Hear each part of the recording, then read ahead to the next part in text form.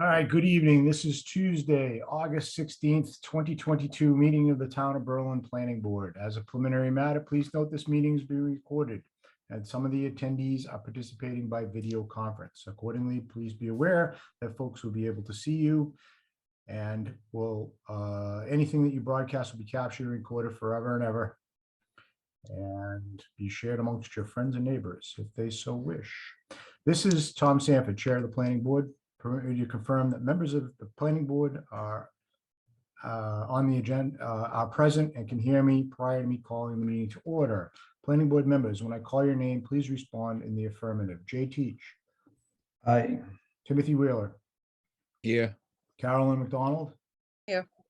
And Tom Sanford here. With a quorum of the board present, I call this meeting to order at 7:37 p.m. Tuesday, August 16th, 2022. This is an open meeting of the planning board being conducted remotely, consistent with Governor Baker's executive order of March 12th, 2020, due to the current state of emergency in the Commonwealth of Massachusetts due to the outbreak of COVID-19 virus. Specific information and general guidelines for remote participation of the members of the public can be found on the Town of Berlin website. The governor's order suspends the requirement of the open meeting law to have all meetings in a publicly accessible physical location and allows and encourages us to participate remotely. For this meeting, the planning board is convening using the Zoom platform as posted on the agenda, which includes links for the public to join this meeting. I'll introduce each speaker on the agenda. After they've concluded their remarks, I'll invite each board member by name to provide comment, questions, penetrating insights, and/or motions. Please hold all your insights until your name is called. Board members and speakers on the agenda, please remember to mute your telephone or computer when you're not speaking. Speak clearly to ensure that accurate minutes are recorded. And for any response, please wait until you're yielded the floor and state your name before speaking.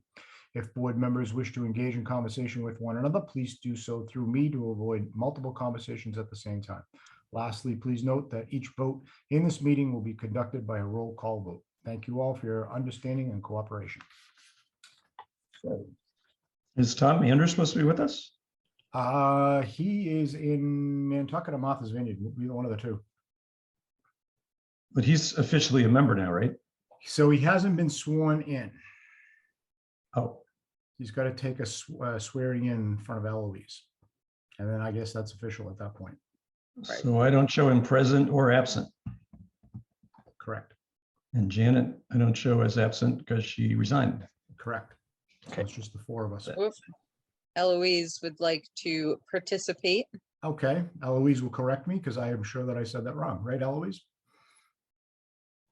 You're muted. No, I was just gonna say if Tom's in Berlin, I'm happy to go down and swear him in. Well, he's actually in Martha's Vineyard, so maybe you can invite yourself down there to get sworn in. There you go. Still in the Commonwealth, right? Right? Yep, that's true. There you go. Great. Thank you. Yeah, no problem. So at this time, I will entertain a motion to accept the minutes of the meeting that we had in July 26th. 26. So moved. Second. All right, I have a motion and a second. Any further discussion, clarification, corrections? Nope, hearing none, I'll ask you to vote. Carolyn McDonald. Aye. Jay Teach. Aye. Timothy Wheeler. Aye. Tom Sanford, aye. Motion carries unanimously. Thank you all. Jay, I'm sure you didn't get any mail, right?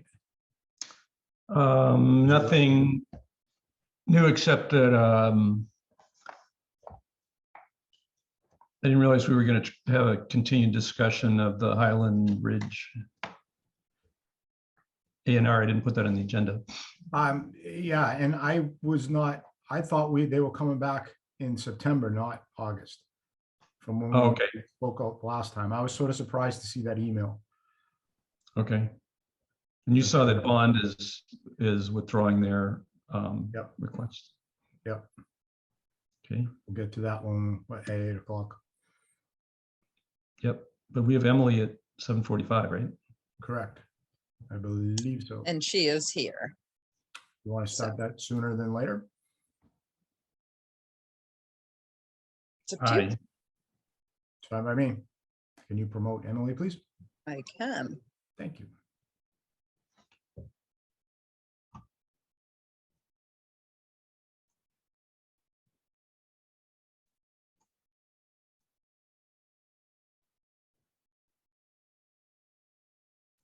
There we go. Hi, everyone. Hello. How are you? I'm doing well. How are Good. you all? I'm Good. good. Excellent. So pretty quick update tonight. Just want to talk a little bit about the survey results that we closed the survey a couple weeks ago. And then the other thing I want to cover tonight is hopefully selecting a date to hold a public forum focused on housing sometime in the early fall, I'm aiming for. So I can start with the survey results. So we got 194 responses, and it was open from, I believe, early May until a few weeks ago. We closed it July 30th or 31st. I have the kind of like the raw results ready right now, and I'm very, very close to finishing a nice, pretty condensed version that can be posted on like the town website and wherever you'd like to post it, which I can send out to you all probably this week. I'll have it done. Just unfortunately wasn't able to finish up that before this meeting, but I'm happy to go through some of the results. Just quickly scroll through and give you all a sense of kind of the input we got. Okay. So I'm actually on this Zoom call twice. So So that can is you? Yeah, that is me. Okay. Yeah, I have this for my audio, and then I just need to screen share on my computer. So if you could promote the other one. I certainly can. There we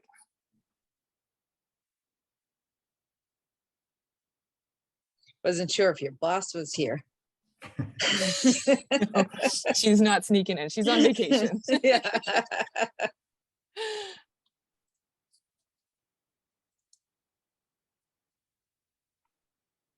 All right, so I'll just scroll through these, and then yeah, feel free if you have any comments, just speak up.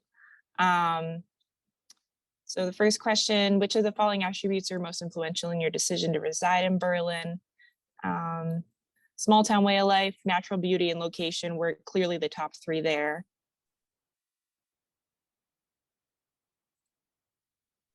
And then we had some other comments. Actually, a lot of comments on that one. Actually, I'll scroll back. I thought it was actually pretty interesting. A lot of people commented that the co-housing option in Berlin was the reason that they moved here. That's something I hadn't really seen before when we've done this survey in other towns, a specific like housing complex or community that people move to the town for. That is interesting. Those individuals that live there are fairly active within the community, and as a result, their survey response may be significantly higher than the general public, which would, explain why you're getting so many comments here about co-housing or mosaic specifically, because that is a high percentage, isn't it? Yeah, that's interesting to have that background. There's a lot of them, yeah. Yeah. Yeah. But I would expect them to be responsive to a survey. Sure, there are people who live intentionally. Yeah.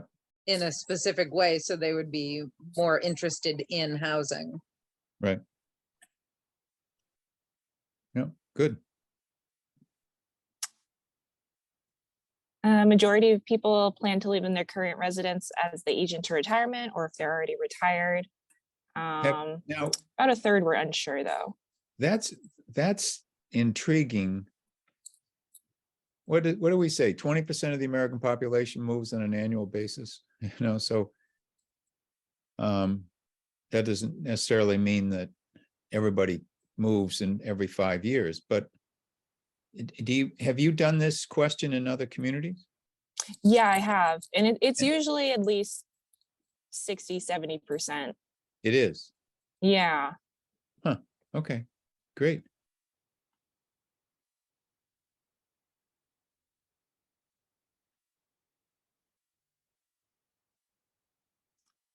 Then we ask if people anticipate if they'll be able to afford their home as they get older. Hmm. About 5% said they're not going to be able to afford their home.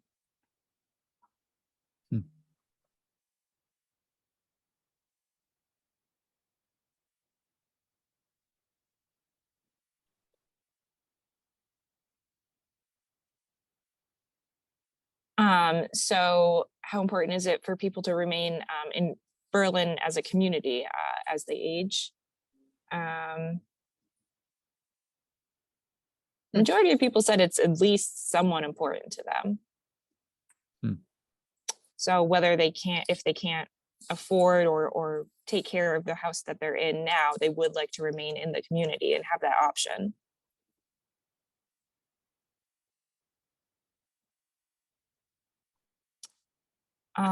So what would be the top factors that would drive your decision to move if you were to consider moving out of Berlin? It's a little hard to read in this chart, so I'm just going to scroll down. The top reason was looking for a different home size that meets your needs. So probably folks that raised a family here that don't need necessarily a 3-bedroom anymore. They can downsize to a 1-bedroom. Or maintaining your current home will be too physically challenging, recognizing that as you get older, it might be a lot harder to shovel the driveway and use the stairs. Maintaining the current home will be too expensive, or looking for an area that has a lower cost of living. Usually we get a lot of people that want to move to a different climate, but that's actually farther down the list. So we got some New Englanders in this town. Well, we're all looking at global warming. We're all Yeah, it's gonna be right. like the Carolinas in another 20 Yeah, years. it's gonna be Right. warm enough here. Mhm. So true. Oh gosh.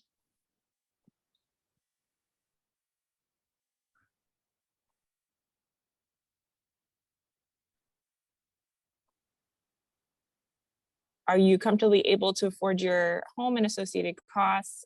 Majority of people said they can comfortably afford housing costs.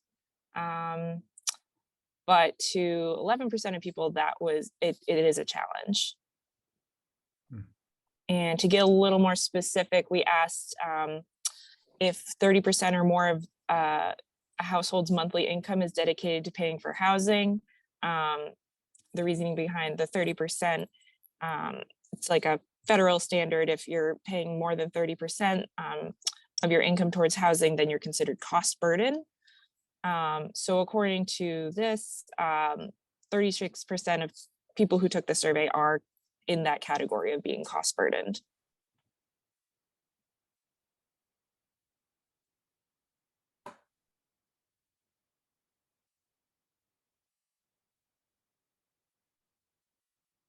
Yeah, majority of people here said it wouldn't be a challenge to pay off an emergency expense of $400, or they could pay it off over time.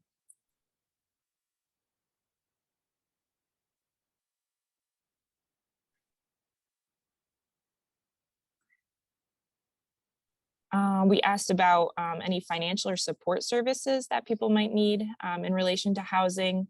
Majority of people said they don't actually need any support or services. But the top one that was mentioned was support maintaining their home, such as snow removal, cleaning, and lawn care. Also tax relief, that tends to usually be up at the top with these questionnaires. Home repair. Yeah, so those are really the top ones.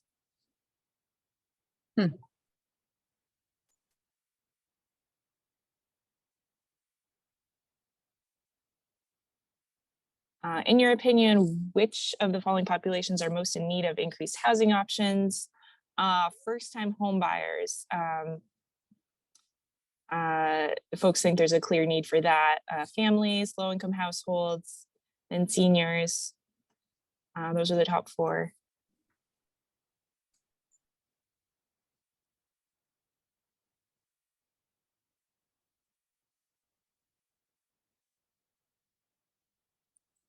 This one is a little tricky. I might have to look at. It takes a few minutes. I might have to go back and forth, but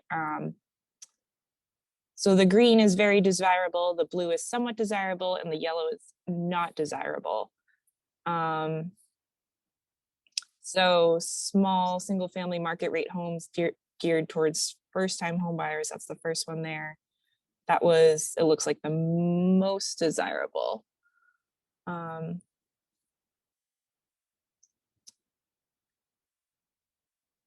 Which, yeah, that goes hand in hand kind of with the previous question, which asked about the populations that are most in need. And I believe it was first-time home buyers. Looks like larger scale apartments, Wow. not very favorable. Hmm. But the cottage housing Oh, yeah. is definitely, Yeah, good. yeah. Good. Yeah.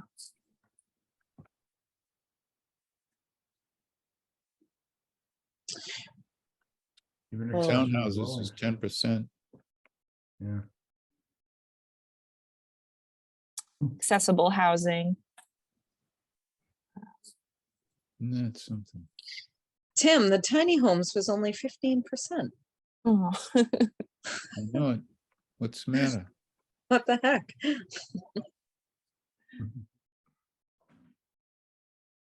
Huh.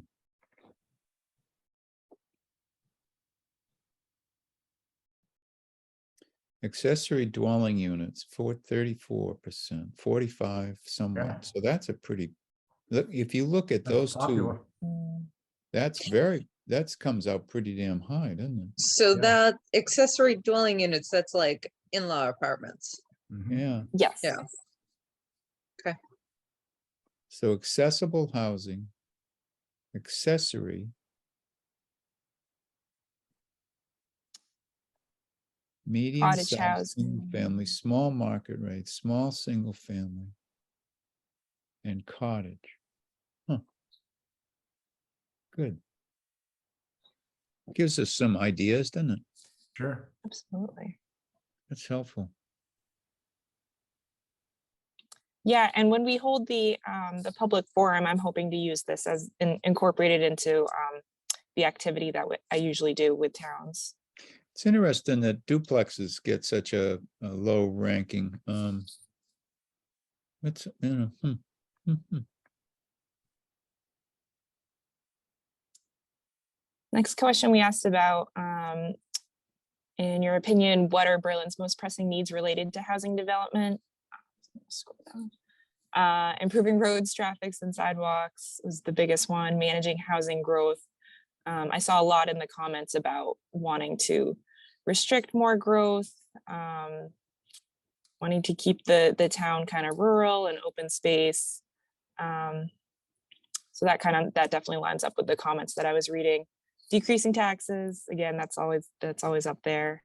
Creating more housing that is affordable. Good to see that so high.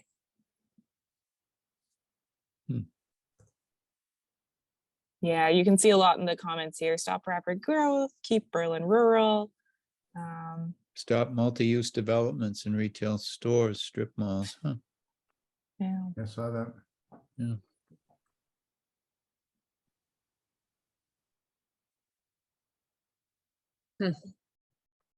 Go easy and slow on the housing development. Yeah, very interesting. So this is the question we added in on CPA.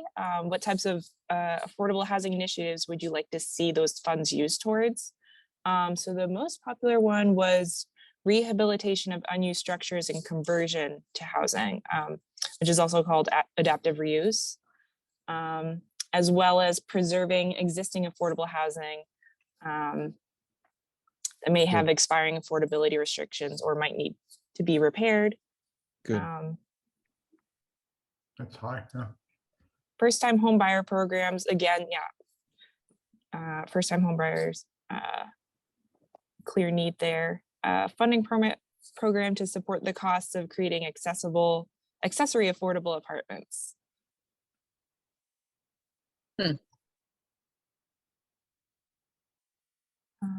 And creation of special needs housing to provide homes for groups in the community, such as veterans or people with disabilities, survivors of domestic abuse.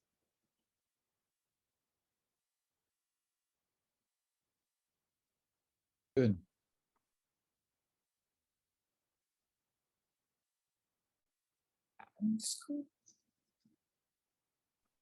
And then we saved the demographics questions for the end, I believe. So we get a sense of who was taking this survey. Wow. Wow, very, pretty evenly dispersed. Yeah, I want to go through this and look at the percentage breakdowns of ages in Berlin and see how kind of how that stacks up.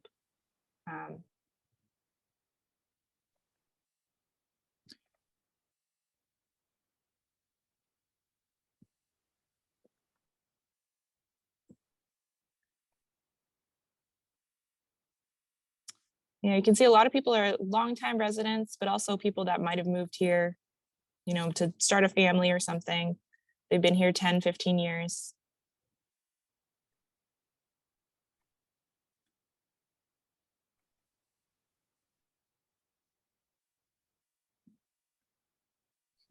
Majority homeowners took this, 4% renters, and then people in other housing situations.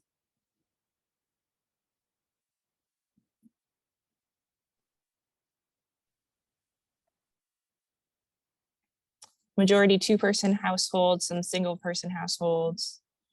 Then it looks like probably some people in family households took it as well. Household income.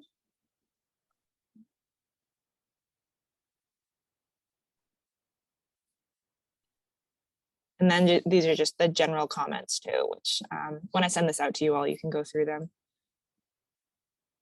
Lots of interesting comments. Certainly lots of comments. That's nice Yeah. though. That, Yeah, wow. but it's nice that people took the time to, you know, give more insight in than the questions can give you. Mhm. Yeah, Look I at love number- reading through the comments. Number 53, I live in an affordable home here in Berlin. It has truly been a lifesaver for me and my family. Although I would no longer qualify for this home today since my income has gone up, it allows me to afford college tuition. That's what we want. That's Wow. great. Yeah, that's That's awesome. great.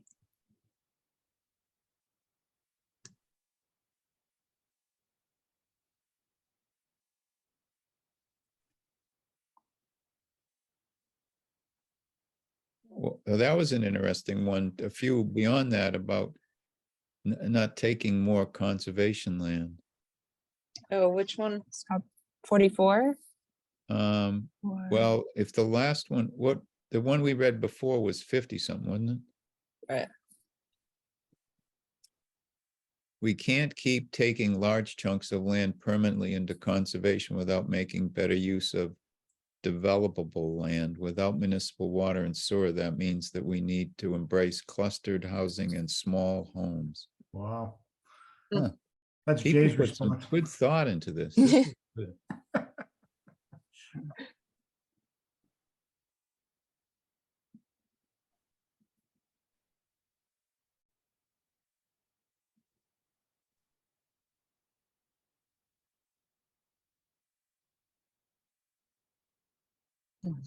Wow, these are great.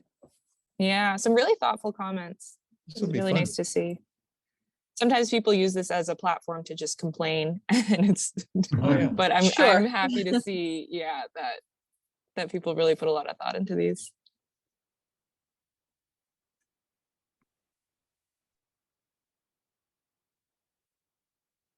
Great. So I'll send this document that we just went through to you all, as well as the more condensed version, because I have a feeling that most members of the public will not go through this 40-page document, and a more summarized version is a lot easier to read. Just stop sharing. And so anything else on the survey? Any like comments or questions or anything? Is there any way that we can, I know you don't want to put up a lot of comments that people made on the summary on the website or something like that, but can we allude to that or somehow say that we're going to have a forum to explain, we got an overwhelming majority of comments that we'd like to share, but we can't do it in this format? Something that alludes to a teaser for people to stay tuned for other things or other ways. 'Cause there's a come lot to of the, information there that I think people would appreciate reading, but you can't get it to them in the raw form. Yeah, in the document that the more condensed version I'm putting together, I've selected some of the comments to include there. So I can also make a Okay. note if you want to read all of the comments, put a link or something to Yeah. where it would Yeah, be. or to say that we're going to go into further discussion of these in our forum on such and such a date or something like that. Yeah, that's a great idea. I'll include that too. Just because I think I think people would get there'd be some interest in what other people had to say. And with the amount of comments made, people had something to say. So we should acknowledge that.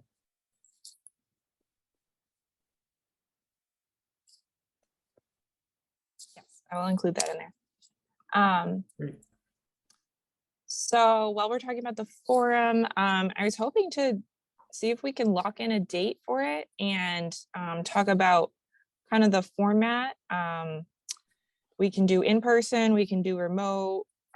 Currently, I'm planning a hybrid one for the town of Spencer in September. So if we do it after that, then I will know how to do a hybrid meeting successfully. That'd be How great. are you planning to do that, Emily?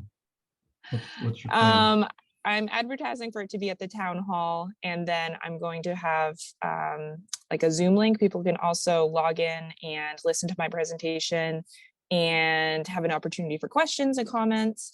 And then I usually have like a mapping breakout group activity for the people in person, but I'll have like just kind of a separate like 5-10 minute survey that the people online can take, which it asks kind of the same thing, but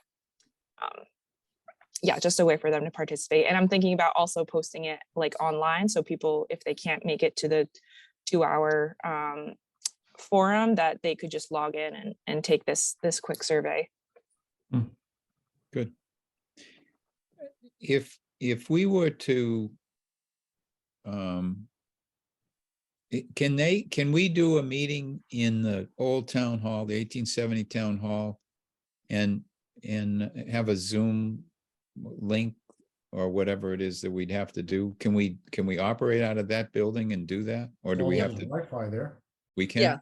And Glenn recently updated the Wi-Fi Oh, for the town. because I mean, If we did it at 19 Carter, we've got a really nice big flat screen TV on the wall and a sound system. yeah. Part of me really wants to begin to use the upstairs of the old town hall, if we Yeah, can. just no AV there. That's the only problem. That's only kind of true. Oh, We can talk more about that afterwards. Can we run it through a computer onto a projector and onto a screen? Sure. Which would be, I mean, there's a good sized screen there. There's a very big screen there. Yeah. My wood turning club uses it. And there's a Bose sound system there. Right. Okay. When's your meeting in Spencer? September 21st. So if we did it, the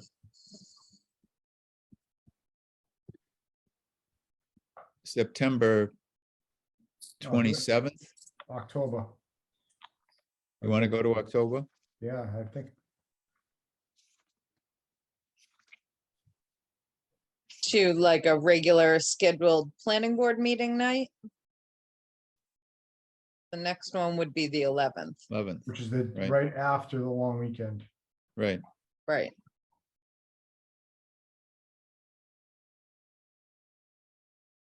That's fine with me.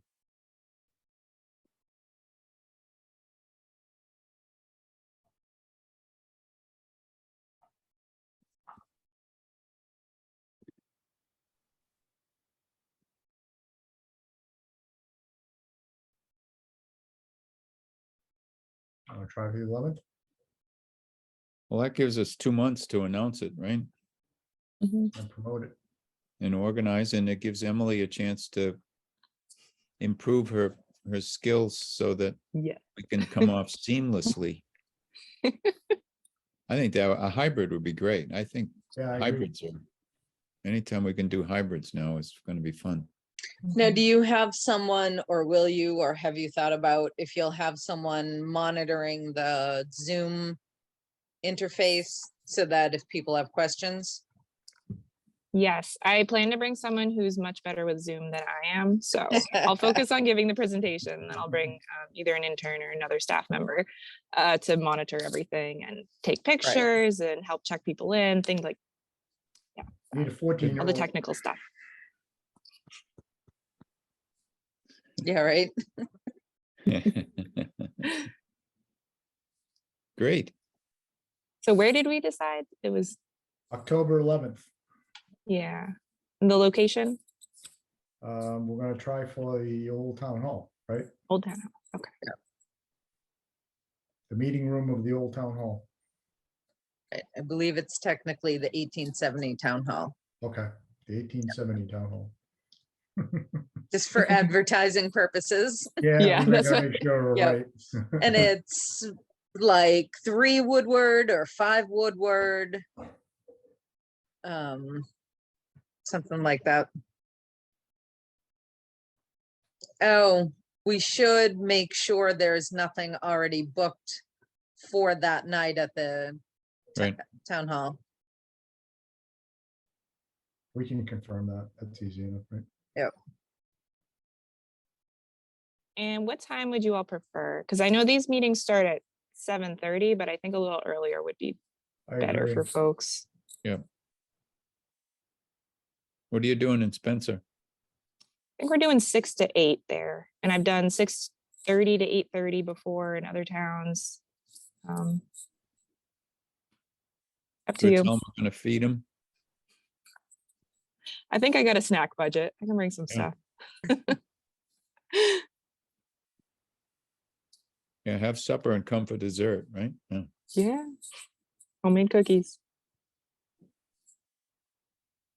So what do we decide, 6 or 6:30? Let's do 6:30. Yeah, You get some of us that have to commute, time to get home. yep.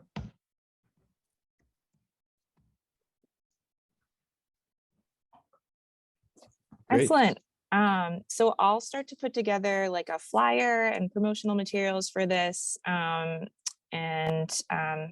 bring it to whichever next meeting you'd want me to attend. And then I'll start to put together some the activity and the presentation to show you and give you a sense of what the evening's going to look like. But it should be fun. It's always a really interesting event. You get a lot of characters from across the spectrum, and especially now that I know we'll be doing hybrid, but just having an opportunity in person to get people together to discuss this stuff it's great. It's something I've missed a lot since COVID. I get a little tired of the the screens, so it'll be a good night.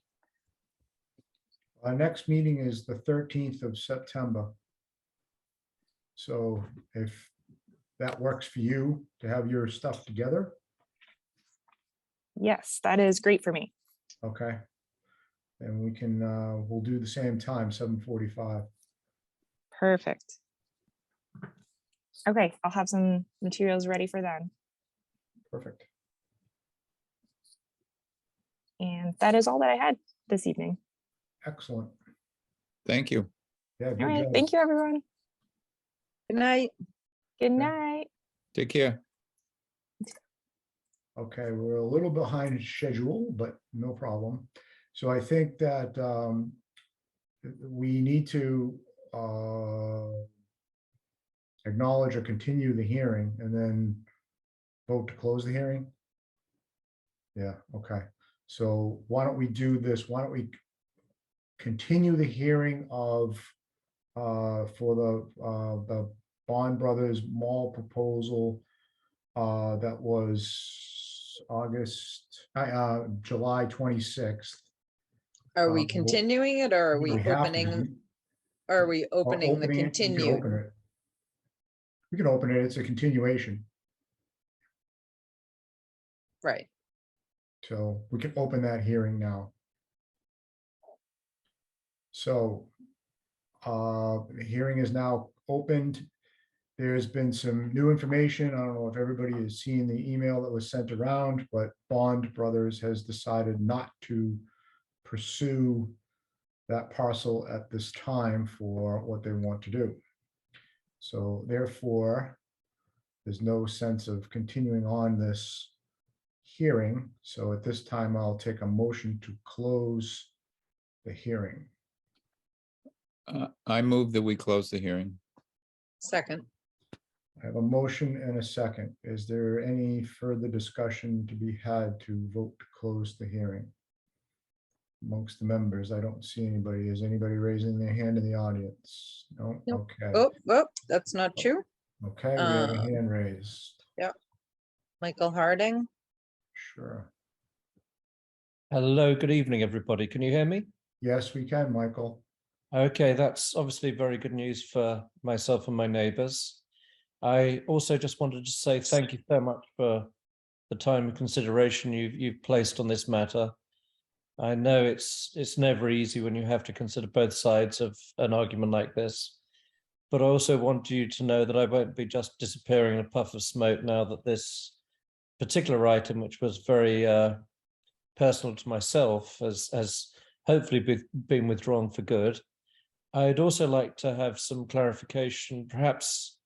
I think Tim might be best placed to perhaps answer my question here, where we are on these school buses. I think last time, at the last meeting, it was mentioned that the company that hosts their, or rather the mall that hosts the school buses, the company that were staged them there was going to be asked to remove, quit, and cease, I believe. I wonder what the situation was upon that one. So, We, before we go to there, can we just deal with the hearing first and then we can answer that question afterwards? Certainly, no I problem would at all. like to I just realize. keep that, the discussion right now is to vote to close the hearing, so I just don't want to mix everything all up. No, I'm sorry Yeah. if I've spoken out of turn That's on all that right. one. No. I want you to be heard and you Thank will you. be heard. But Thank you I for just your want to deal time. with this motion first. Okay, thank you for Okay. your time and consideration. Thank you very much. Yep. I'll withdraw. Thank you. Okay, there is another hand up, two other hands. Next is Karen. Karen, go ahead. My questions were answered. Thank you. All right, Okay. and then next we have Lynne Ryan. Lynn, She's muted. There you go. Can you hear me? Yes, we can. Hello, Lynn. Hi, how are you? Good, thank you. Did they submit a withdrawal? And do you need to vote on the withdrawal? They issued an email stating that they CC'd all the members and they stated that they are no longer pursuing that this proposal at this time. I think Lynn's right. We'll make a motion to accept their withdrawal when it's appropriate. Yeah.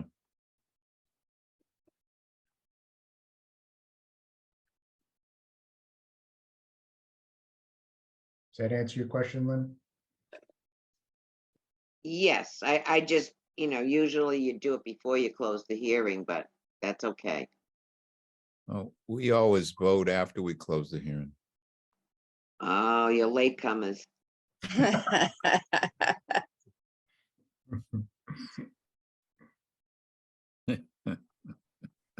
Okay. Any other people that have their hand up that want to be heard? No one else has their hand up. Okay, so I think we beat this horse well beyond death. So I will ask you to vote to close the hearing. Carolyn McDonald, Aye. Timothy Wheeler, Aye. Jay Teach, Aye. and Tom Sanford. Aye. The hearing is now closed. So while Mr. Harding is still here, do we want to address that or? Why don't we vote to accept I want to read what their email was exactly. So it's recorded into the minutes. So why not, I'm going to read the email that Jason from Bond Brothers sent us. And then I'll entertain a motion to formally accept this. So that it says this was sent to us at 3:56 PM this afternoon. Planning board, town, and a whole bunch of other people that were in there. At this time, Bond is not looking to pursue the contractor's yard at the Solomon Pond Mall. We will not be attending the call tonight. Thank you, Jason Langdok. Bond Civil Utility and Construction. So I take that as his notice to withdraw. I'll entertain a So, motion to accept his motion yeah. or his. I move that we accept their request to. They didn't say withdraw. What they said, They're not pursuing it at this time. yeah, we'll call it withdraw. We'll accept their withdrawal. Yeah, let's call it withdrawal. And I will second that. Okay, I got a motion and a second. Is there any further discussion? Seeing none, I'll ask you to vote. Carolyn McDonald, Aye. Tim Wheeler, Aye. Jay Teach, Aye. Tom Sanford, aye. Motion is accepted. Okay. Do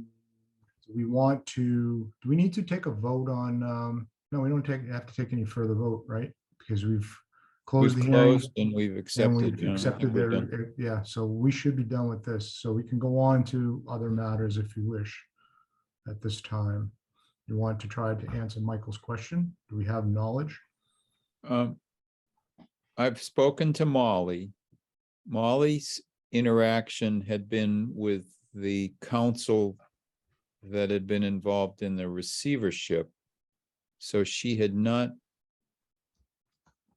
interacted with the company that's dealing with the management of the mall. But I gave her the information about how to pursue contact. And so she was going to follow up with that. And I'm going to the assessor's office tomorrow. So I figured I'd catch up with her again and ask what she has learned. So that's what I have to report.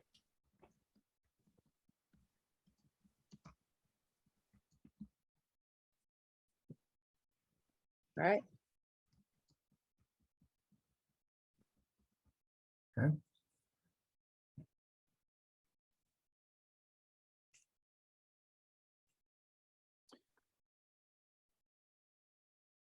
I would think when we get a new town administrator, probably around the 1st of September, I guess, we'd bring Kristen into the conversation about the bus situation, so. Okay.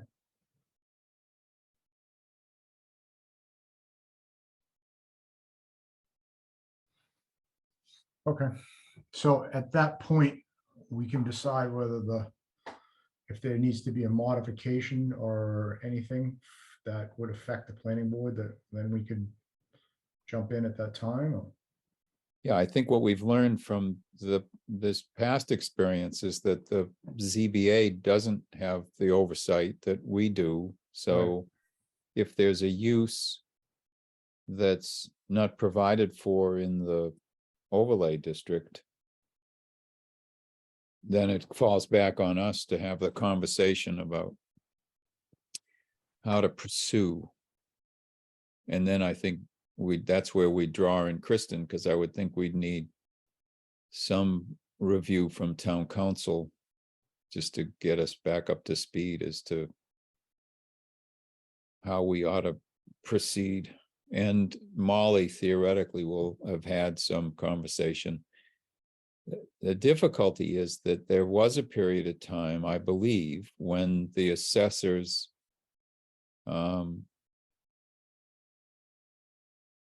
identified the fact that there were buses there and did collect probably some sort of excise tax.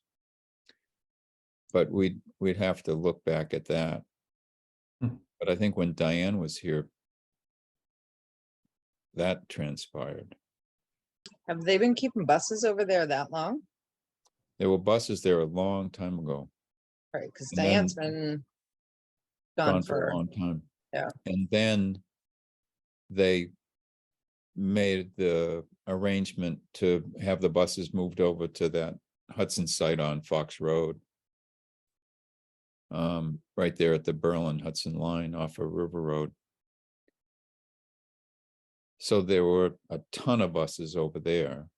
And I don't know if the company was successful to the point where they needed a satellite position as well. I mean, there's an awful lot of buses that travel through River Road around the Rotary and, you know, out to different communities that surround us because they're servicing a lot of towns. Well, let me look.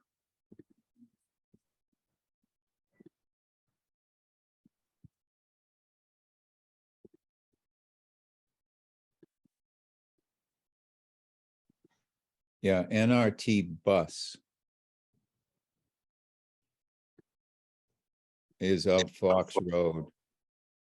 What do they got? 1, 2, 3, 4, 5, 10, 15, 20. They got about 30 buses there in this aerial view. And there were times when you used to be able to see a ton of them at Solomon Pond, but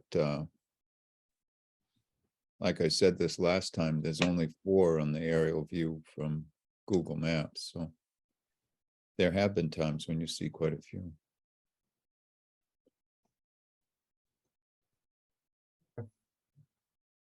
Well, I guess we'll deal with the. So I'll keep you posted. Yeah, deal with the issue when it arises.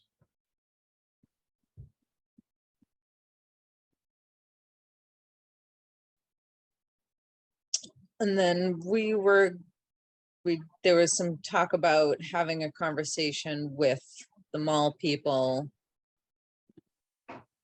to Yep, she cut- said To she'd not be playing catch up. She said she'd be pleased to sit down and brainstorm with us about what's on her list for possible uses and what we'd be amenable to. And I said, I thought that would be a great opportunity for us to brainstorm. So, you know, we could invite her to our next, our meeting in September or something like that for a little half-hour discussion. I think she'd be pleased to participate. We should include the Economic Development Committee too. Yeah. Because I did ask them for their opinion about Bond Brothers, which they held an emergency meeting and considered the action for me. And they've been meeting with her on occasion Okay. already, so they'd be up to speed as to some of the conversations that had transpired already, so be good. Yeah. I think it's a better path forward to try and be proactive than to try and play catch up and have her spend all this time getting something set up and then for us to just be like, not that one, you know, We'll be more transparent too. Right. sure. Yep.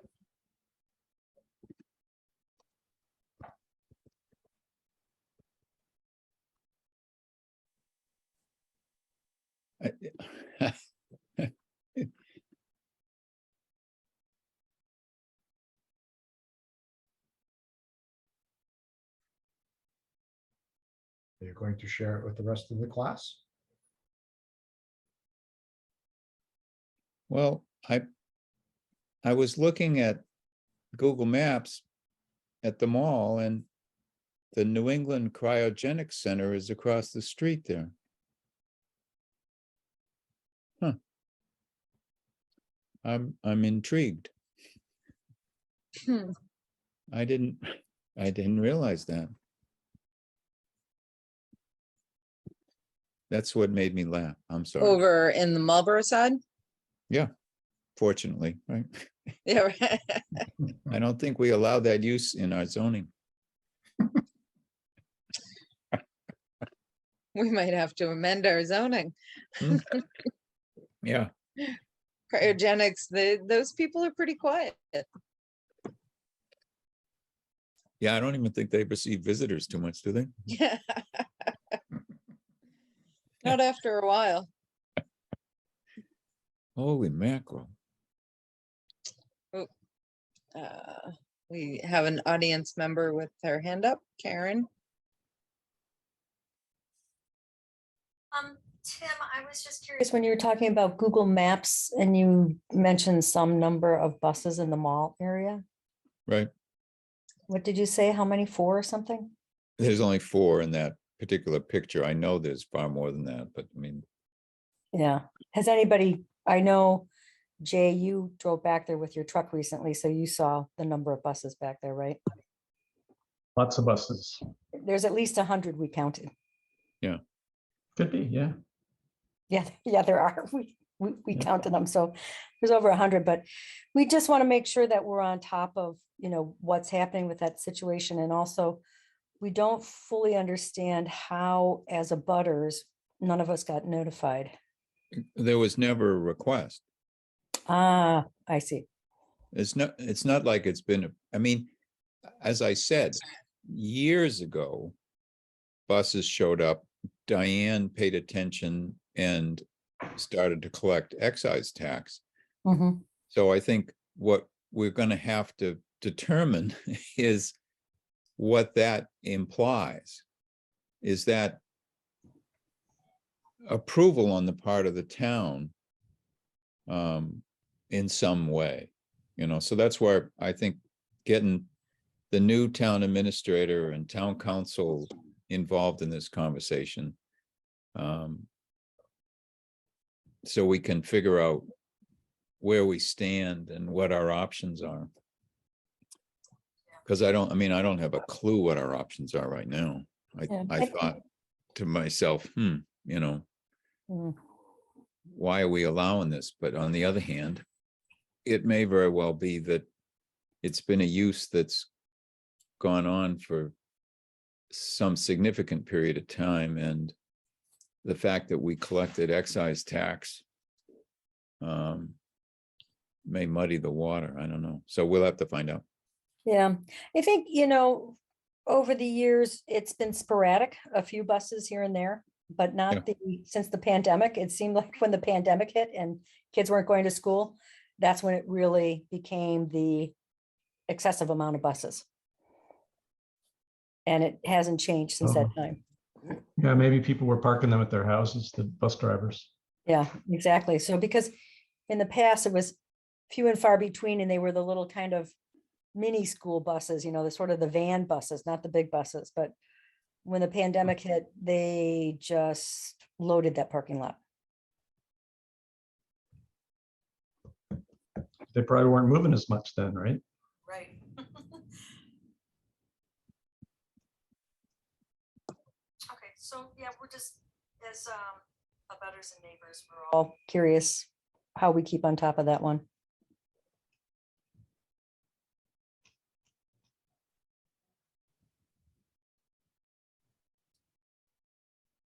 Tom, Lynn has her hand up again.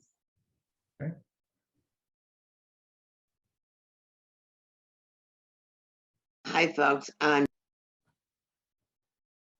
Oh, oh, sorry, Lynn, hold on. Lynn, sorry, I cut you off. Just wondered if you knew whether or not the contract was renewed with NRT. When we were doing our thing with the folks down at the mall there over the contractor's yard, Shelley had said that their contract was up in August. And I think that would be question number one, whether or not they renewed the contract. My understanding is that it is renewed. Ah.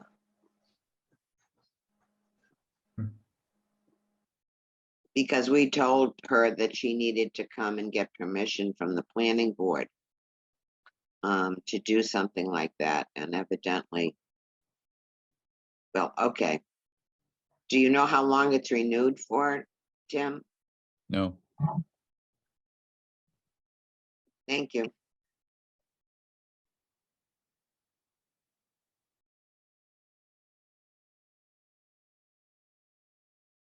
And I think that's a great question for our administrator to Yeah.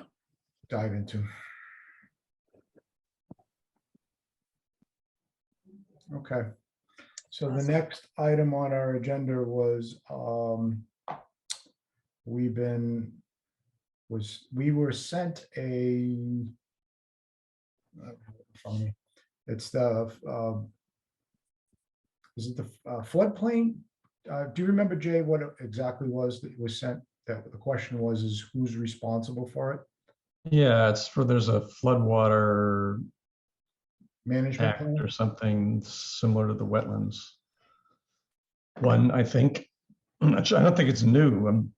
I think the question was who's responsible for it, and it says in our bylaw that we are. what's that? Stormwater management? Yeah, I it's think it's beyond called that. I thought it was floodwater. flood.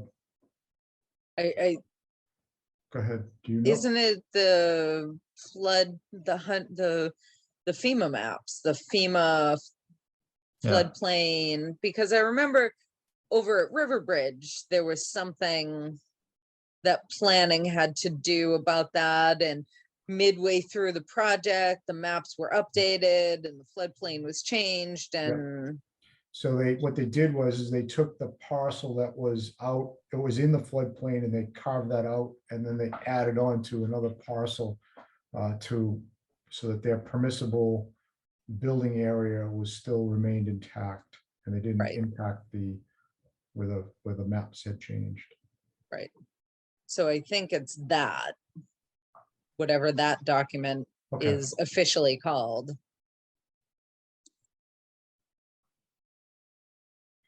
So when we accept the subdivision plan, we need them to put the FEMA map on top of it, so we see where the development is, how it impacts. Is that a fair thing to ask? Sure. So what happened? We got an email we get some letter from FEMA, or what happened? No, it was internal. It I'm was just an looking. internal email. I gotta look it up now.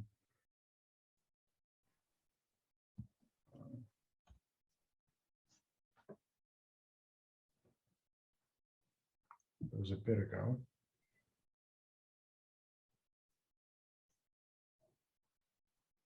Floodplain bylaws update. Do we have any bylaws concerning floodplains? Yeah, we have a floodplain overlay. 410 in our book. What number? Floodplain district, 411, 410.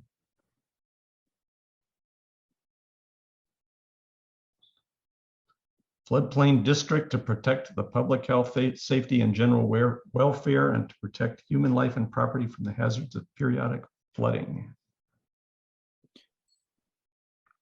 Yeah, and to my knowledge, the only building that's in the floodplain in Berlin is the old McCann's ice cream there on Old 62, across the railroad tracks behind West Street Crossing or Bridge Oh. Realty or whatever, you know, that building that's on the other side of the tracks, that's partially in the floodplain. But other than that, people have been pretty reasonable.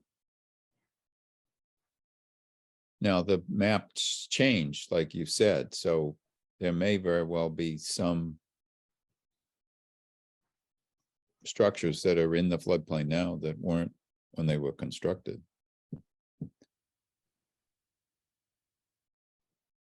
Yeah, the bylaw identifies what permitted uses Yeah. allowed in the that district. So we got an Swimming, internal fishing. we got an internal email from someone in town. Let's just take a look here.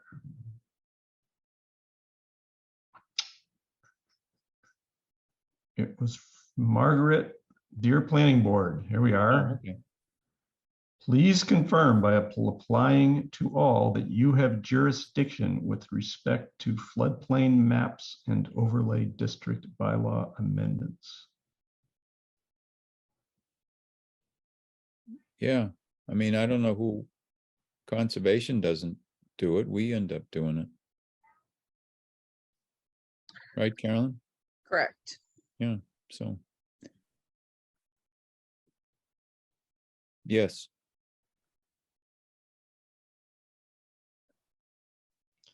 Yeah.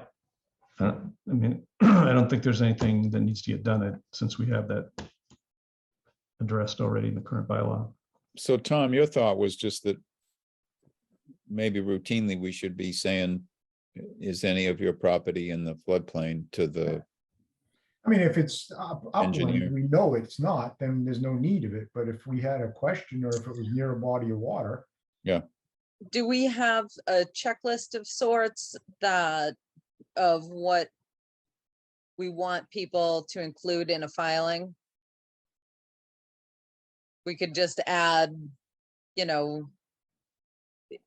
the FEMA map or add, I don't know exactly how you'd phrase it.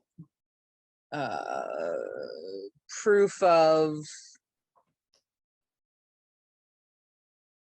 floodplain delineation. Delineation's not really the right word either, but. There's only one very small spot in town where this applies. Is that right, Tim? no, it is floodplain in a lot of places. I just said Oh. that there's only one structure that's exists in the floodplain. There's lots of floodplain in, if you look at the FEMA maps, particularly in South Berlin along the flats there at Reese's, and that's why Riverbridge had to adjust their, like Tom was saying, their buildable, permissible building area or whatever it was, because the part of the land became in the, resulted in the floodplain when they redid the maps.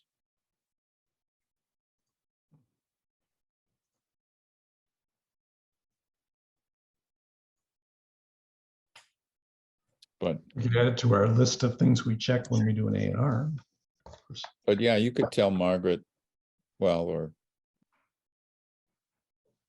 Kristen that, we assume responsibility, I guess.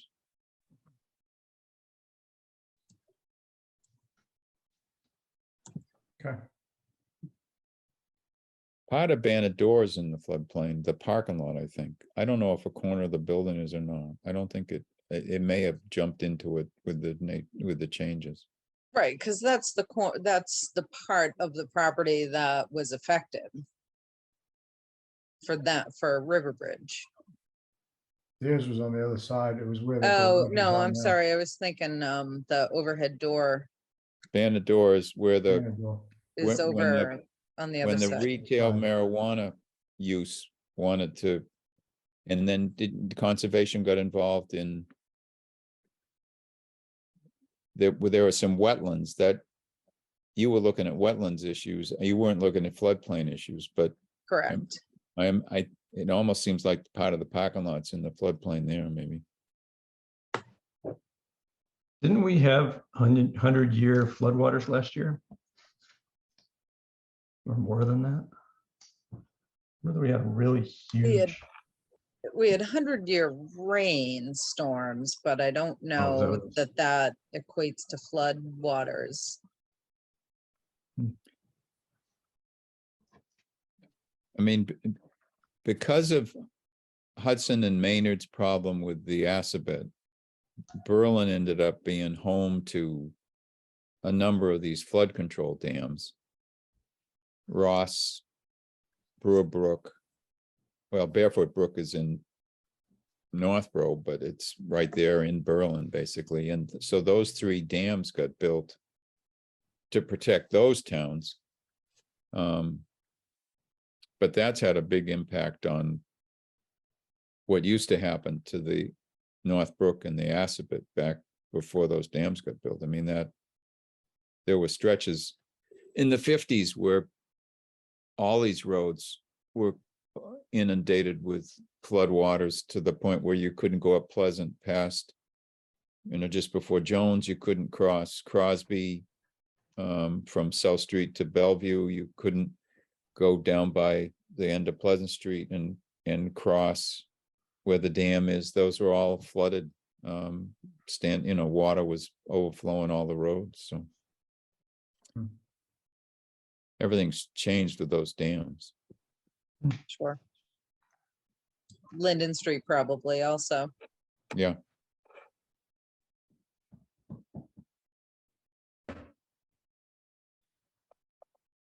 Okay. The only other item that I had was we need to continue our dialogue and discussion of a party for Janet. Yes. Yes, there should be one. Yeah, we had said that. What time of year do we want to do it? I would imagine sooner rather than later. I think that would probably be wise. So we can have some outdoor. Well, if we were to have another one at my house, we have to have at least 4 people willing to play paddle tennis or try it out. A lot of fun. I went by the facility in Westboro. Is that where it was? Today. What's that? Paddle tennis. Must Sure have was been pickleball. Pickleball on Lyman. No, there's very few paddle tennis facilities. There's one in I don't know, 132, Tim. Newton, one in Concord.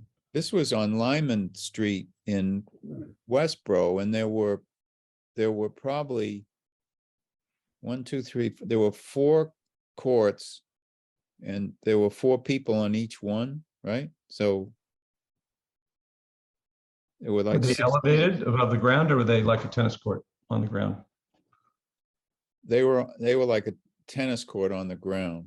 That's pickleball. So what's that? That's pickleball. That's what we need to do. We need to get going in our town. Yeah. Up here in Moultonboro, New Hampshire, you have to like wait your turn to use theirs. Well, it looked like that's what was going on with this. There were a lot of people there, and this was at 2 in the afternoon. All the rage. On a Tuesday. Yeah. Outdoors. What the hell is going on? In the summer. We're going to try it out tomorrow. People have to Find some work? stuff so we can try it. Anyway. See, paddle tennis you play in the winter, and it's an elevated platform because you got to be able to push the snow off. Different thing. What do you mean you play it in the winter? Yeah, you play it in the winter at night. Only. Yeah, it's a winter sport. You can't play it during the day. Well, I mean, you can, but it's too hot and the sunlight is in your eyes. And I don't know. It's too hot in the winter during the day? No. Oh, in the winter during the day? Yeah, I suppose you could. Yeah. I mean, we usually play at night because people go to work, but it could be played at night, but it's usually like November to April, something like that. Which is why we need pickleball have something to do in the summer. What are you saying? You can't play pickleball in the winter and you can't play No, because paddleball in the summer? pickleball is on like a tennis court on the ground. Where do you push the snow, you know? You just wait for it to melt. You play on a nice day. Well, typically though, like we'll play once or twice a week. You know, we've been doing it in Weston, and we shovel the court a lot. And then you let it, you know, the sun hits it and melts it off. Or you can get a 1 million BTU heater and you can actually melt it off. Solar powered, of course. I don't, you've got your seasons all screwed up here. And your sports too. You're supposed to shovel the snow off the ice so you can skate. I don't understand this. Shovel the snow off so you can play paddleball. Tennis. I Yeah. think it's the word tennis. The word tennis and winter just don't go together, especially Well, outdoors. You got to try it because it's an incredible amount of fun. I mean, I'm sure pickleball's fun too, but this one is kind of like squash because you can play off the walls. And Oh, no. it's easy to learn. You get a group. I get groups of people together that have never played before, and people pick it up really quickly, and it's a lot of fun. Okay.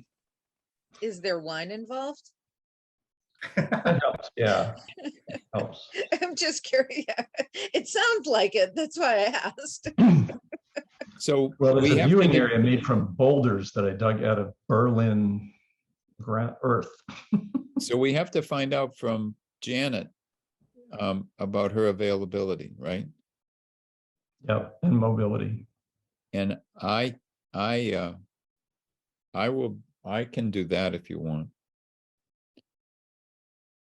That's good. That's where we should start the conversation, I guess. So I'll Agreed. just tell her we want to do something and when would be good for her and, Right. okay. Yep. Awesome. And whether we do it at I kind of Jay's- want to get Carolyn back because we need a refresher on the street corn. We haven't figured out exactly how to do it yet. That means I'm gonna have to refresh myself. Tim, I stopped by and got some corn today. It was delicious. We were giving it away at the end of the day. Ah, so I came by like an hour and a half too early. Yeah. How much longer will you have it? Fresh. Is it going to rain? Hmm, that's a fair question. Believe that. Who knows? How much? I have 8 inches of water left that I can pump out of my pond that's below Wow. the suction line. If I figure out a way to raise the suction line enough, I might have 12 inches. Wow. So I'm beginning to ration water. We're trying to figure out. Maybe an strategy. abbreviated corn season. No, we're picking the 3rd planting. We've got 3 more plantings. The 4th planting will start in the next couple days. Usually we go to Columbus Day, but everything is so accelerated in terms of growth that I can't believe everything's not going to mature before the end of September. So, 6 more weeks, maybe, that might stretch it, maybe 5. We may not get to the 1st of October, Wow. but I think we can maneuver pipe around and find enough water from hither and thither to keep things going. So it's accelerated from the sunlight or the heat The or heat, what? degree days, yeah. Oh, it's degree days. Ah. We Huh. planted corn generally on the 23rd of April for years and picked the first corn around the 25th of July. Now, this year, because we couldn't get starter fertilizer, we didn't plant corn until the 12th of May. Wow. And we picked our first corn on the 24th of July. Wow. So we planted 2.5 weeks later than traditionally we did, and we picked corn a few days before we normally do. Wow. So It's crazy. Everything is like sped up super fast. You know, We're gonna tomatoes. switch from growing hay to growing milkweed since we seems to grow better. Well, and then you can support all the monarchs. That's That's good. right. Good for They're you, all Which over are the now place. on the endangered list, so. right? Yeah, they're all over the place, but we can't use the hay because a horse eats half a pound of it, which is nothing compared to the size of a horse, and it drops dead in 24 hours. Yeah. Yep. Oh, milkweed? Yeah, very Oh, toxic for I horses I and didn't dogs. realize. Yeah. So that we don't get in trouble again, should we Yeah. close the meeting if there's nothing else? We can still chat, but I'll stop the recording. I moved to that we adjourn. adjourn. Oh, hold on. We have Lynn and Susanna. Oh, Lynn. you don't have to recognize them, Tom. Oh, well, that's true. Sorry. You can deal with Lynn later Yeah. then. Good luck. Hi, guys. Hi. Just quickly, the reason Carolyn, we bug you all the time, I think you know, you were talking about, wetlands and whether or not they're involved in a location. It's required for site plan that we have written evidence from the building inspector, the Board of Health, and the Conservation Commission that all their stipulations can be met, so. I appreciate you bugging us about it, to be honest, so. Yeah. Okay, but it is right in the bylaw that they have to submit that. And if they don't, we make them do it. The other thing I wanted to ask you is we met with John Campbell from the Berlin Memorial School, and he said he had been to your meeting and that there were only 3 members present. I tried to find it on YouTube, but I didn't see it. And that he got a mixed reaction. He said one person was sort of neutral, one person didn't care for the LED, and one person was in favor of the LED. So we're kind of looking, because it is selectmen and selectmen's property. They wrote us a letter basically saying they'd like them to stay as close as possible to the bylaw. So I'm not sure what that means either. Do you folks have any feeling one way or the other about LEDs in town, or?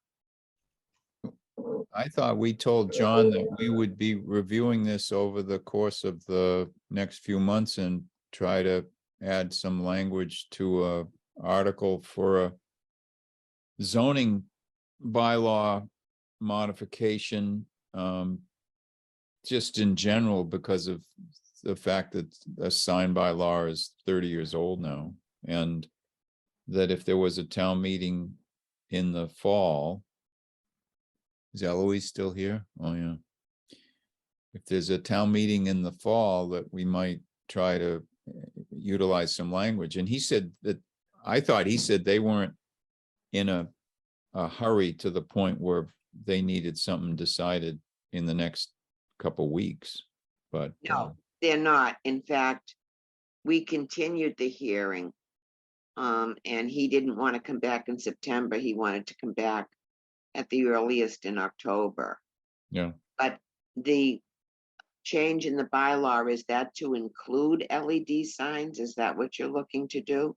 Not necessarily. It's to discuss. I mean, we said, because like he said, we didn't have a consensus at the meeting we had. We all thought we needed to think about it some more. And that there might very well be some ways that one could try to be in keeping with the town and become more 21st century, maybe. I don't know. Progressive. Hey, careful. Okay, But- so Because some of us would like to see the bylaw change so that it can apply to signs other places, like maybe in the center of town.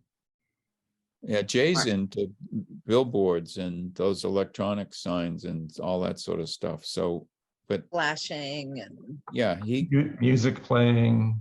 he doesn't Dancing live here all figurines. the time. He travels out of the region and lives other places. So, you know, it's you mean like all those billboards in Molten Borough? yeah. Yeah. Okay, well, we just wanted to have some kind of a sense as to, you're reviewing the bylaw, but it's not necessarily for any particular reason other than that it's old and maybe it needs updating. Because Well, technically, his request certainly stirred us to want to ask some hard questions about what that kind of change to the bylaw would entail. And we did say that we thought anything that he requested should be in keeping with the zoning bylaw, and that they ought not to say that as a municipal use, they were allowed to go outside of the bylaw. And I think what the selectmen expressed was that same sense that although they're a municipal use and they're allowed, one could argue, not to have to live with the bylaw, the selectmen seemed to indicate that they thought that they should try to comply as best they could. because technically they only are allowed a 10 square foot sign. Right. And there's things about illumination and everything else. Now, The you can issue- have an additional sign. Based certain on uses- frontage, yeah.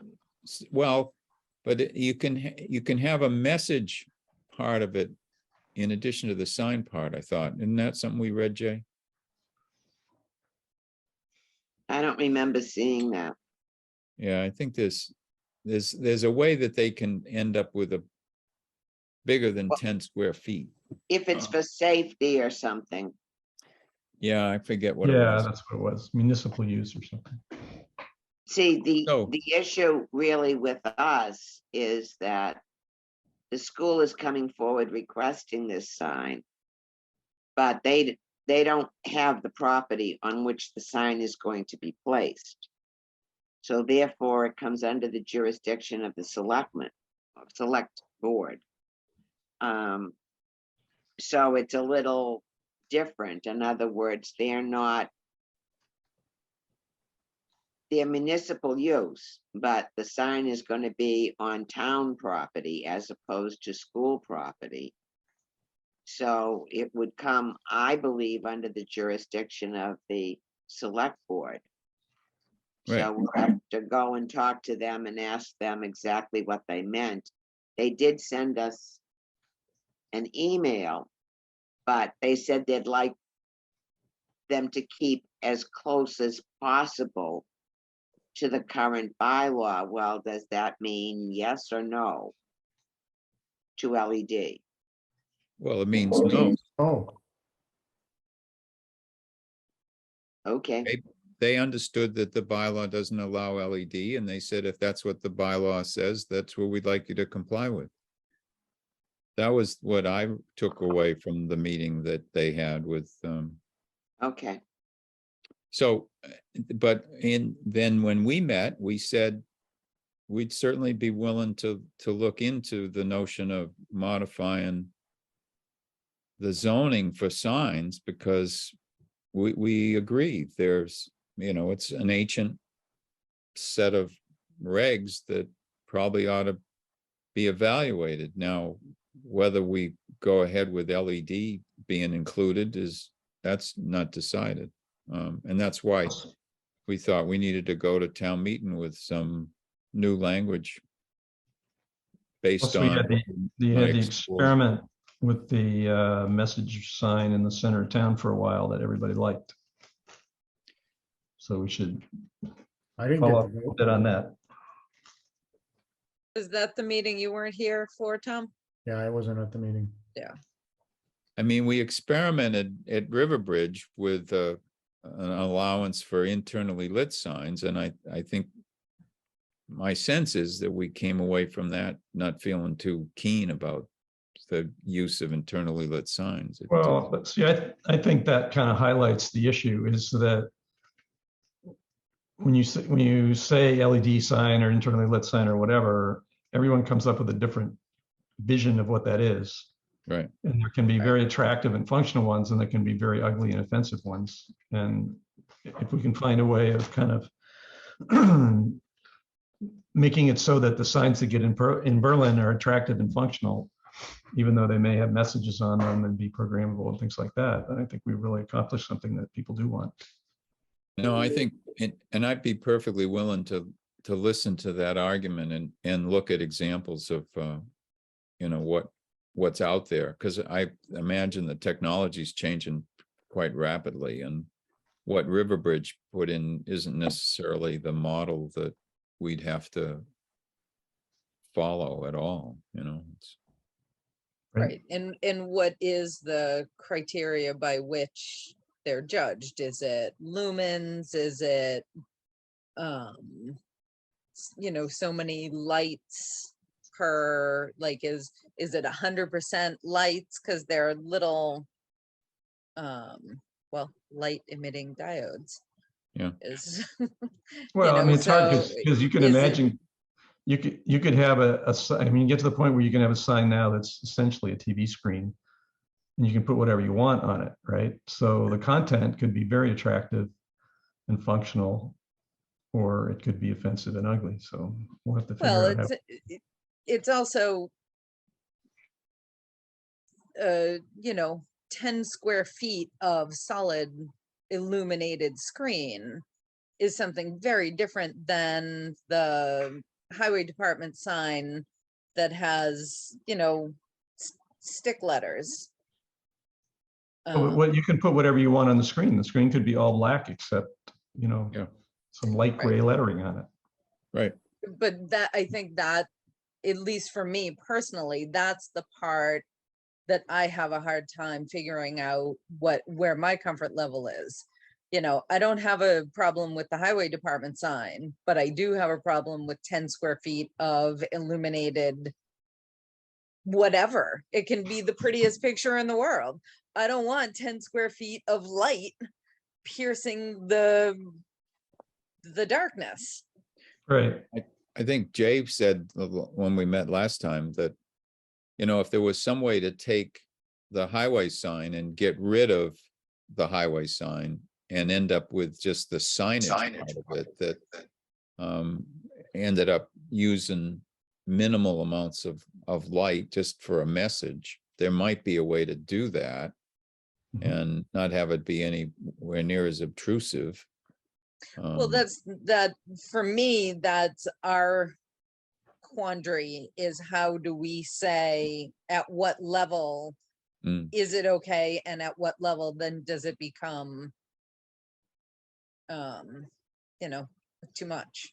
Yeah, Well, that's John, why it'd be a good project to get a whole bunch of examples and look at things we like and we don't like and try to figure out if there's a common theme. It's like sound, you know, is there a certain amount of light that it becomes offensive? Is color a problem? You know, it's going to be more difficult than the original bylaw was very simple. This one's going to be more difficult. When John left us, we asked him to come back with 4 things. The intensity of the lighting, basically what you were saying, Carolyn, about looms, you know, because I think there, and I know nothing about this, but I know that there is, you know, some signs you can see 4 miles away and some you have to be fairly close to them. Right. The other was deflection. In other words, should there be something over the top of the sign that would deflect the light coming Downward from the diodes? The hours of operation. And one of the other things that seems to be an issue is the standard for control. John is very, very nice guy. And, you know, he said the town could use it, you know, when you're having town meeting or whatever, to announce that and the time and everything. The question would be, who controls it? you know, if they're away for the summer and, you know, who's gonna do the, putting something on there. One suggestion I would have when you do exempt municipal use is that you put in there something about approval by somebody, and I would say select board. So that it's consistent.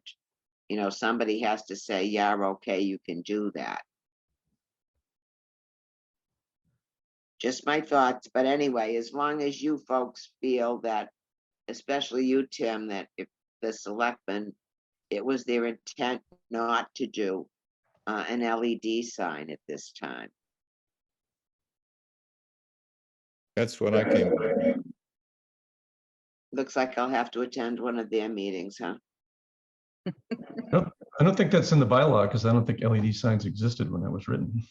They were just coming out when we modified it. Yeah. Yeah. And I can Charlie tell was you're a out. proponent, Jay. Hmm. Charlie was dead set against it. It does change the character of things, though. It does make it more urbanish. Yep. Yeah. I To I have did a those. survey, Lynn, and of towns, all different demographics of townspeople, not a big survey, but overall, I got a very positive feedback about the value of having a sign that can communicate what's going on in town and at the school. Absolutely, and that's why the town is exempt. Yeah. So I Yep. think it's worth putting some work into it. Obviously, Yeah. we got to do some Right, work. to get- finding something, because we also just saw tonight a survey that overwhelmingly said people like it the rural. rural character, you know, so. How do you, and I'm in there, I'm not saying that there's not a way, but how do you make those two things? How do you Coexist. do those two things together? Mhm. See, I've been watching as I go by schools and municipal buildings. I've been kind of looking at their signs. And when you get into a town that's kind of underfunded and not that well maintained, you see these outdoor signs that have messages on them, but they're those little letters, you know, the plastic letters that you squeeze into slots on a board, and somebody has to go out and do it by hand, and they're always falling off, and it looks terrible. Well, don't assume they're underfunded. Well, I mean, the town does not it does not have a good image of at all if you've got an ugly or, I think, no sign in front of your school. So is there a way to allow that to be upgraded so that it can get it updated by someone remotely and can be turned off at night and all the things that we want? I mean, I think as electronics get better, I think our ability to have something attractive that we feel like fits with the character of the town is getting better. And the sign that they're proposing for the school, I don't think many people would have a problem with. It's more, how do you update the bylaw that then doesn't put us on that slippery slope towards the flashing, you know, dancing ladies. Route Right. 9. Well, and you look at how every time someone wants to put up a sign at one of the malls, we have to review it, right? To And- make sure it complies with the Complies with bylaw. the bylaw. Yeah, But how do you write Right. the you can't just say, oh, this complies with the bylaw, but it's ugly. Yeah. We worked hard on that part of the bylaw, that and illumination for lighting around the parking lot. And there was a few hot item items, and we got a lot of pushback from from Jed and his group because they wanted a lot more than we were willing to give them. Mm. Right. And we had a lot of arm twisting. I remember the signs especially was because he wanted relief from internally lit. He wanted to be able to, and we said no white bleed, even if it was internally lit within the complex, it couldn't escape the boundary of the, and there are a couple that do escape when the tree cover comes down. Mhm. That shine into Gates Pond Road residents.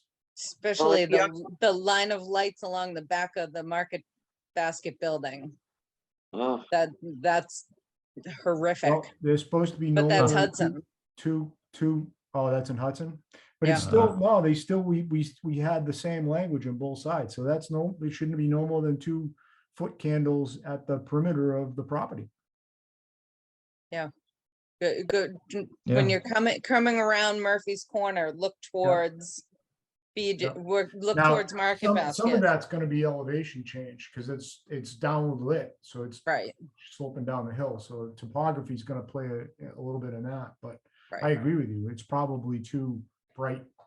Yeah. For what we Well, allow. they could probably baffle it too if they wanted They to. did, when they first put up the lights behind Cabela's, I still talk to Jed occasionally. Mhm. And the lights behind Cabela's, they didn't put any baffles on them. And it was terrible. And as soon as they did, they disappeared. It was fabulous. So there is ways to do it. Yeah, it's but- easier than sound, actually. Hmm. You can I'm control sure audio that's up true, easily. yeah. Except on a foggy night. Oh. The light refracts off of the water drops in the air and it looks like Logan Airport out there. It is unbelievable how bright it is on a foggy night. Hmm. So only so many things you can do.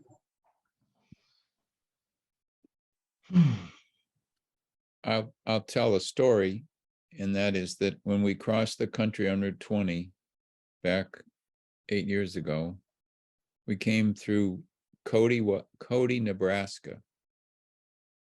And the grain silo was shut down, the hardware store was shut down, the Ford dealer was shut down. We drove into the little main street. The post office was still open. There was a dog or two on the street, but there was an electronic sign that had the American flag would pass, and then it would say, "Welcome to Cody."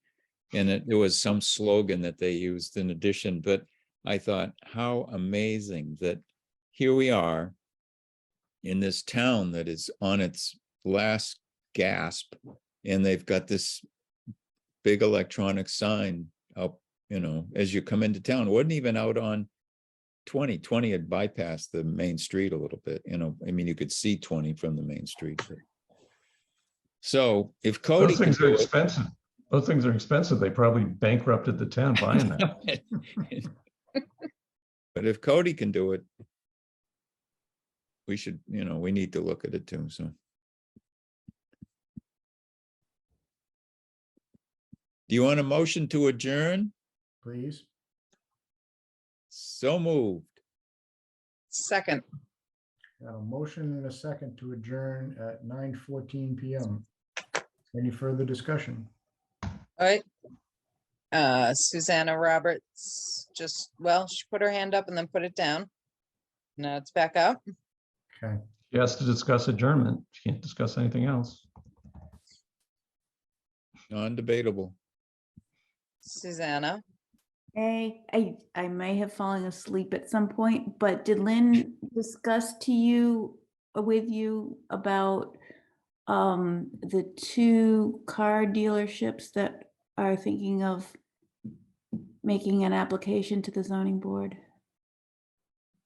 And it might be worth revisiting at a future meeting your bylaws for storage of car vehicles, which I assume is not permitted because it's not mentioned. And do we want to mention it? And also just the fact that there are now 2 possible applications for car dealerships in town. Now, we have a provision for a dealership with a number of vehicles less than 10. Is that what it is? Yeah, there's 2. There's either 10 or more, which is in limited industrial, and 10 or less, which is in commercial village or commercial, I forgot. Right. So are they looking at the less than 10 or more than 10? I believe the less than 10, because the location of the property is in commercial or commercial village. Are you going to give us a hint? I don't have any further information, otherwise I would be happy to provide it, but I believe it's over on Central Street, Coolidge Street area. Yeah, the old Central Street. Not that triangle lot way back. Uh, Are they still trying that?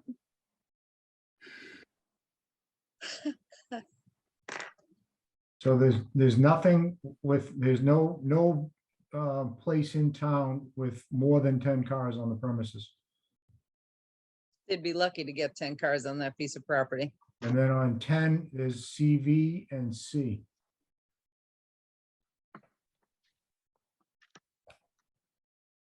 Hmm. That's it. 2 of them. Where's the other one? You may have to ask Leanne.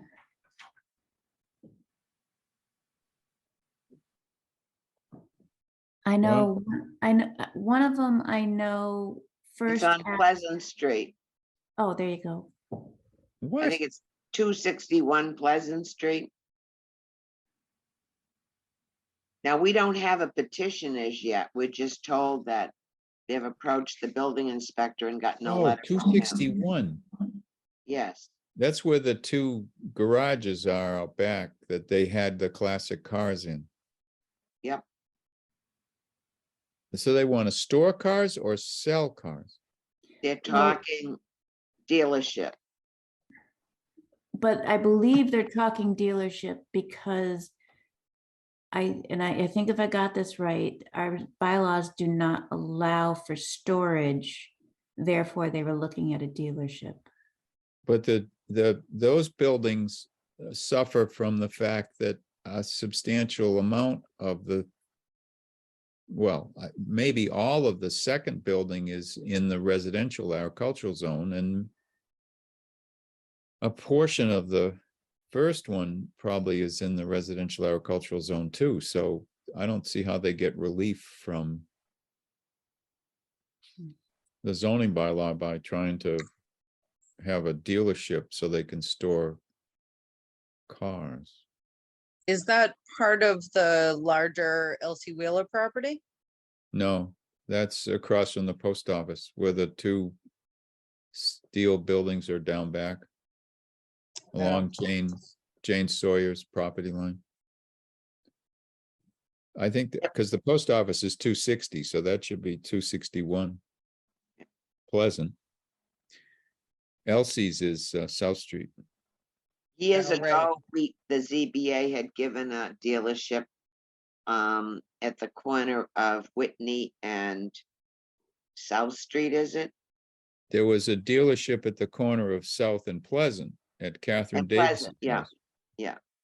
Yeah, that's But- why we wrote the bylaw in the first place, Right, because he came in and wanted to have a dealership, and so he had less than 10 units on a commercial village parcel, and operated there for, a period of time. but he's lost that because that's Well, a he's- special permit, and if you don't use it for 2 years, it's Yeah, gone. well, he's been gone for 40 years, probably 30 years. So he's all set with that.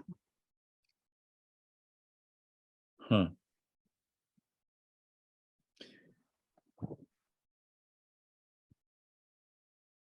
I gotta look at the assessor's maps. Thank you for mentioning that, Susanna. I forgot about those 2 dealerships. Yeah, you're welcome. It is vague in zoning bylaws, so it might be something we want to address. Why is it vague? Oh, storage of cars is just not mentioned at all, so it falls under if use is like- not mentioned, it's prohibited. Right, that's not vague to me. Well, Yeah, but they're gonna call it a car dealership in order to get by the bylaw. So then it's only allowed in two zones. Right,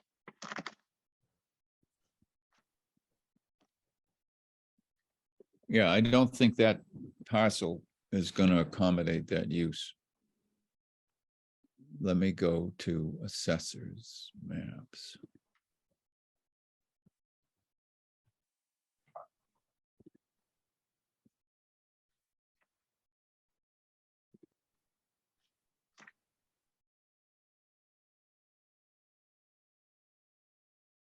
Oh, did you officially adjourn? If you did, you're still recording. We did not. Okay. Oh, We we're haven't supposed to be voted. discussing it. I didn't want you to get in trouble again. All right.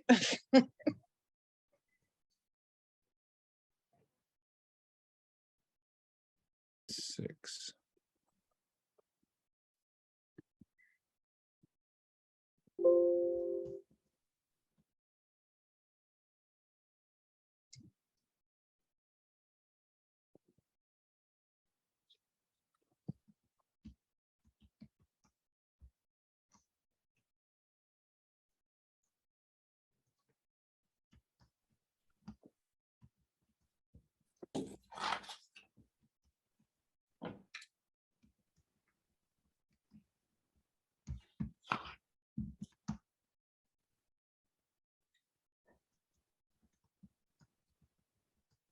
It's funny in the bylaw that it says new and used automotive dealerships with more than 10 cars on premises.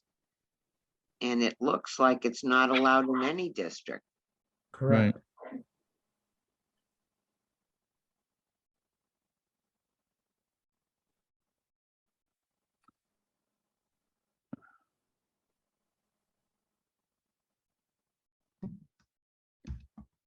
You know, I can't, I mean, I'm judging from the assessor's map, but the first building may not even be in the zone, the commercial village zone, let alone the second building. So yeah, I'm gonna go see Molly about some other stuff tomorrow. We'll look at that map and measure. But I think both those buildings are outside of the commercial village zone.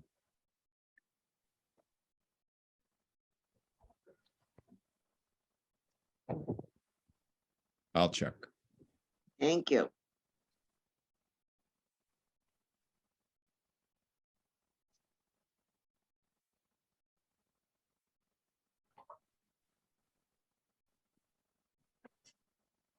Okay, so we have a motion and a second to adjourn. Is there any further discussion from the board members first? Seeing none. I don't see any hands up, so I'll ask you to vote to close this meeting at 9:24 p.m. Carolyn McDonald, Aye. Jay Teach, Hi. Timothy Wheeler, Aye. and Tom Sanford, aye.